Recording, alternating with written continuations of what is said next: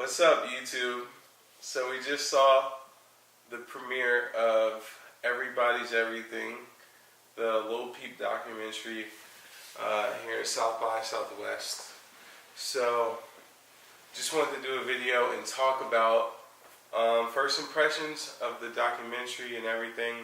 Obviously, we know there's going to be a lot of controversy around Lil Peep and his tragic death, but absolutely amazing life. So let's get straight into it. We both are coming from different perspectives. I wanted to bring someone in for this video. Go ahead and tell them what your name is. Hey guys, my name is Molly. This was my real first exposure to Lil Peep. I shared a little bit with me about Lil Peep, and I knew that he was a fan, but really didn't touch kind of my life circle until today with the documentary. So it was very interesting to see everything firsthand and know absolutely nothing. I knew that he had passed away somewhat recently, but didn't know the timeline of his life or what his experience was. So it was neat to kind of come in with a totally new perspective on it. For sure. I'm happy you did. Because, I mean, you tell someone to go watch a documentary about Lil Peep, there's not always a lot of interest in that. So, kudos to her for taking the time out to watch the documentary with me. And, yeah. So, first time Peep exposure heavily, other than maybe one or two songs that you've heard in my car or something like that. So, go ahead, start with, I want to hear like whatever like your rawest feelings are about it, because I mean, you could start with whatever. It doesn't have to be like, yeah, I thought it was good or bad, like, say his life is this or whatever. Yeah. Well, when I watched the documentary, I kind of split my perception of it into two parts. Like, part of it was looking at it from a documentary artistic perspective, so I have like specific thoughts about that, and then I have other thoughts that are unique to Lil Peep and like the perception I have of him after the documentary. So which would you rather get into first?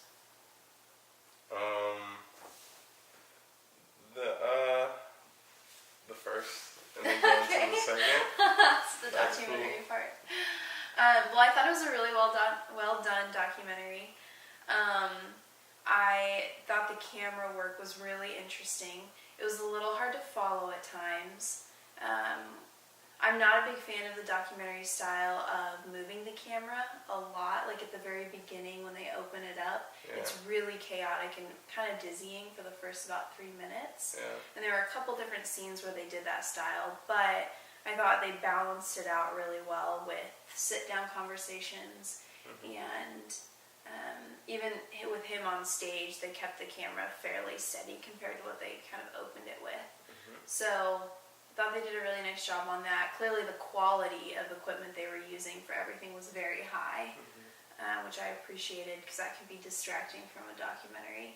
I was extremely impressed by the amount of footage they had of him, whether that be of his childhood or photos or him performing.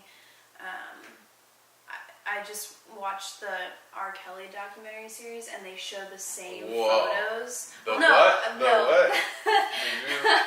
No, but like from a documentary standpoint, they showed the same photos and the same footage of him every single episode.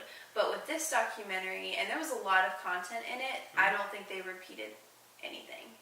And that was really impressive to me. So the editing was really solid on it. I loved the narration of his letters from his grandfather throughout the whole documentary. I thought that was really powerful.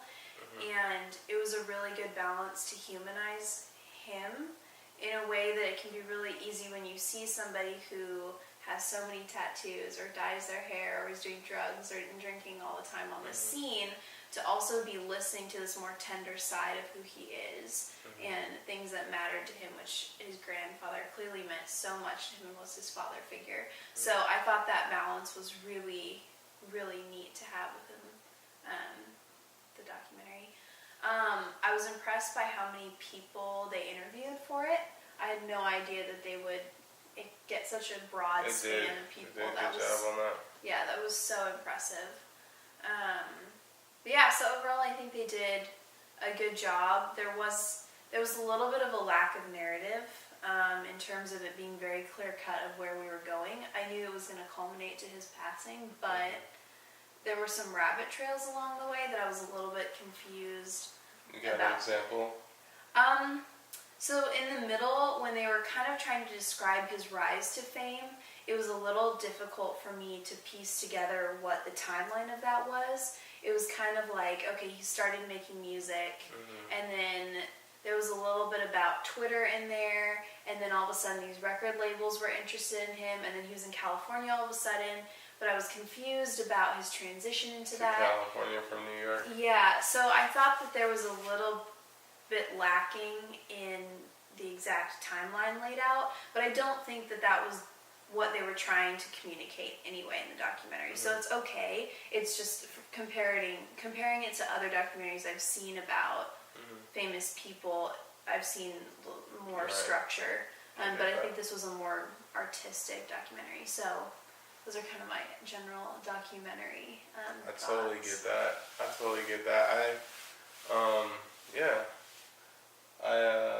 I like that you said that, and it's crazy you say that, but just on the timeline thing, I actually think it was that fast for him. And that's crazy to think about, but when you're looking at the dates, like 2016, 15, 2016, 17, we're already 19, and we just ended 18. It was like crazy to think that you go from one place to another that quick. And at the age of, I think he's definitely would have been like 22, 21. Just this last year in 2018. Oh, I see. So he's super young. Yeah. He's super young. I could look it up right now, and shocking I don't know that, but that's a good super point young. there. All that going on in a year or two. That's crazy. To go to rocking shows in Russia. But yeah, of the people greeting you as you got off the plane. That was crazy. insane. I had no idea that his presence in Russia was that. They literally showed they were saying that no one knew his flight plans and all that, and there were already thousands of people lined up, at his show. Not even at the show, at the airport. Hundreds of people, and he didn't even tell them when he was landing. Somehow they figured it out. So, yeah, he was born in 96. Okay, so yeah, he would be 22. 22. Last year. Yeah, that's insane. So, yeah, any other thoughts you got on the other side? Well, those were my thoughts about the documentary style. Yeah. I think about Lil Peep, there were a couple things that stood out to me that seemed to really define kind of who he was. And one of them obviously was his relationship with his father, and I felt like there was a lot that was not said and explored, but I'm glad that they didn't push on it, because there was a really fine balance between wanting to share part of his life and also preserving his privacy, and I think that they towed that line very well. Absolutely. But I definitely think that was a little bit more darker for him than we might know about. Yeah, that was just kind of the taste that I was left with. Yeah. So that was one thing that I've been contemplating since we watched it. And then just how incredible his grandfather was, not only in stepping in as a father figure, but as accepting Lil Peep for who he was. Yeah. Like he said that, or his girlfriend was saying, even if Lil Peep came home with like a face tattoo, his grandfather didn't flinch, just looked him in the eye. And I thought that was incredibly powerful, and even a challenge to us as people, as we think about raising our own kids someday and eventually grandkids and even our friends and other family members, to love someone like that, I thought was really, really powerful. And his obvious care for other people really stood out throughout the entire documentary, because he really didn't want to kind of let his friends down. But I think that sometimes your best qualities also can be the most detrimental things about you, because in the end it pushed him too far. He couldn't say no to anyone about anything, and that hurt him far more in the end than he had any idea. But like all of the perceptions I have about him, I have to take a step back. Remember, he was 21, you know, when he died. Like when he died, and before that he was 19, 20. Going through all of this, like 18, of course he didn't know how to say no to people. Yeah. He was a kid, and he had all this money, all this fame, like overnight, like you were saying, and he's trying to grapple with it while still dealing with the same things everybody has going on at 17, 18, 19, when you want to be popular, you want to be liked, your friends are everything to you. And he didn't have the greatest time in high school. And they touched on that a little bit. Yeah. And then there was a moment that stuck out to me also, was when his one friend from London, I can't remember his friend's name. Do you remember the name? Maybe, yeah. He was saying, like, well, Peep, you look on the outside how I'm on the inside, and I look on the outside. No. That was I Love McConan. Okay, that one. Yeah. He's not from London. He's not. He's from Atlanta. But yeah. Okay, well they met in London though, and they something worked like they were in London at some point together. Yeah. So yeah. And collaborating, but he was saying like, well, Peep, I look on the outside like you look on the inside, and this guy is like really clean cut, nice clothes. Yeah. And so that contrast between them was very interesting. Yeah. And that they both related of being very broken people. And that looked different for each of them. That was really powerful. So those were kind of some standout moments for me. That's good. No, that's great. Yeah. And for me as a little Peep fan, and you know, for at least about a year and a half now, shortly after his death, unfortunately, to be honest, I mean, his second to last show was in Austin, and I didn't even go to it because I didn't even know who he was at the time. So shortly after that, I figured out who he was, started playing his music a ton, and fell in love with all his music. And from there on out, like, it's just been like a connection with me and him on a certain level, to the point where I just kind of have a lot of empathy for the place he was in his life, and all the pressures that were on top of him at the same time, and completely amazed with his life's work and the way it ended, and just like completely fascinated about that. How could you not be and then me being in music and a music fan, the music is phenomenal that he created. I mean, it's out of this world. So it just was he's the total package when you think about it, from a music standpoint, and just being a real star. So getting into the documentary and how I felt about that, I think it was extremely well done for what they had to work with. I'm assuming you don't get the chance to really interview him. I mean, you don't get the chance to interview him, to get his opinion, and it's clear that everybody involved was